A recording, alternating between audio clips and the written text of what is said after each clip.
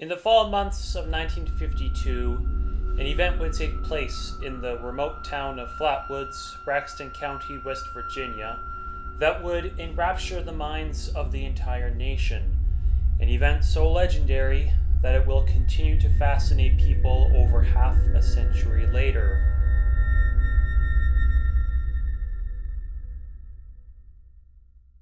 This event occurred on the evening of September the 12th, 1952, when three young boys, Ed and Fred May and their friend Tommy Heyer, were playing in their schoolyard when they spotted a bright, glowing object zoom over their heads and crash in a nearby field belonging to one G. Bailey Fisher.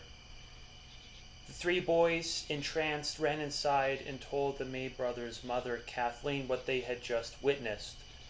Kathleen, the May brothers, and Tommy Heyer were then joined by two more children, Neil and Ronnie, and a West Virginia National Guardsman named Eugene Lemon, and together the party of seven decided to see if they could locate whatever it was the children had seen. The group was also accompanied by Lemon's dog, Ricky, who, as they were walking along, seemed to get excited about something and ran ahead, barking crazily, only to return a short time later, whimpering and with his tail between his legs, clearly frightened.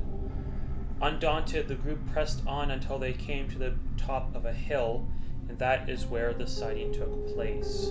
The first thing of note was a heavy mist that hung in the air, accompanied by a sharp odor which stung their eyes and noses. The second thing of note was a bright, blazing ball of fire resting in the field. It'd be pretty hard to miss something like that. The light pulsated on and off repeatedly. The group stared at this strange sight in wonder. Then Lemon noticed something to the left of the object, two smaller lights, and directed his flashlight at them, revealing a creature straight out of their nightmares. It was around 10 feet tall and had a blood-red face and a head shaped like a diamond, or an ace of spades, as Kathleen later described it, as well as a pair of spindly arms with claws on the end.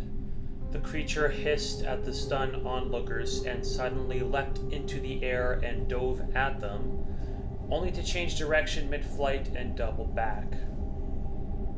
Lemon screamed and dropped his flashlight, and the group fled in a panic.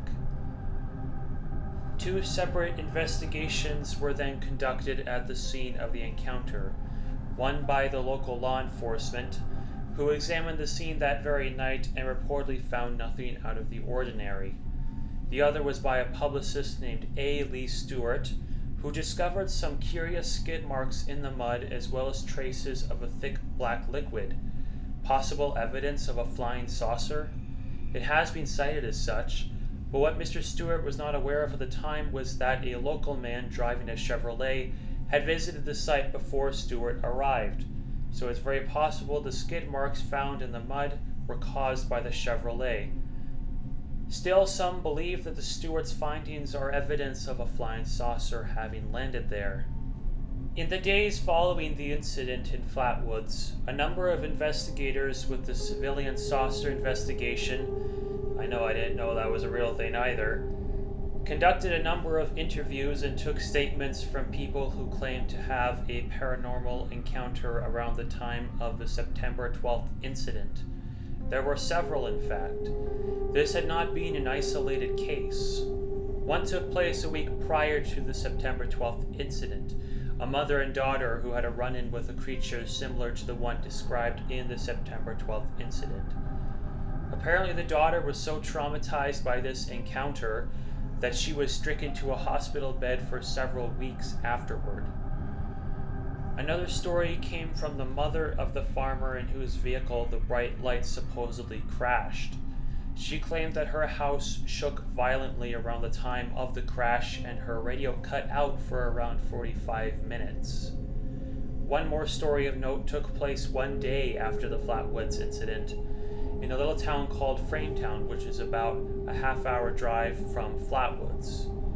A couple named George and Edith were having a leisurely cruise through the mountains with their baby, when suddenly their car stopped and refused to start again.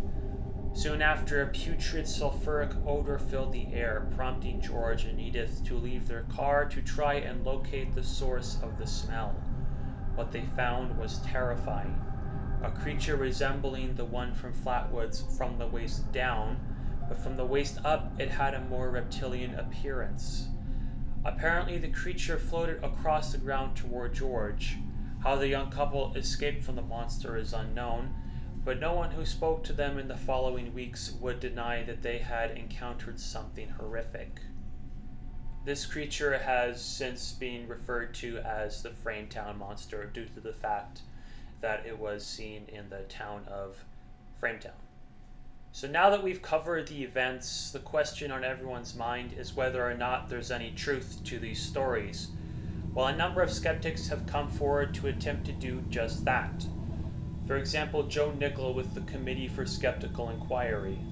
He did an investigation in 2000 and came to the conclusions that the bright light sighted by the May brothers and others around the time of the incident was probably a meteor, while the pulsating red ball of fire seen in Fisher's Field was most likely an aircraft hazard beacon. And as for the monster itself, Nickel deduced the shape, movement, and sounds reported by the likes of Kathleen and her entourage fall in line with the silhouette, flight pattern, and call of a startled barn owl perched on a tree limb.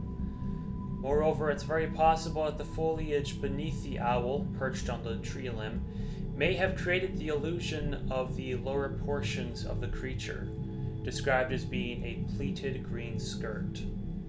So that's the conventional explanation out of the way, and you're welcome to take it. Me, myself, I think I'm pretty satisfied with the explanations put forward by the skeptics and critics of the monster, that it was just a barn owl. I think that's a pretty reasonable explanation. But I'm not one to condemn others for having different beliefs than me regarding such cases. I think that would be rather hypocritical of me, considering my beliefs, to say that your beliefs are not valid, if that makes sense.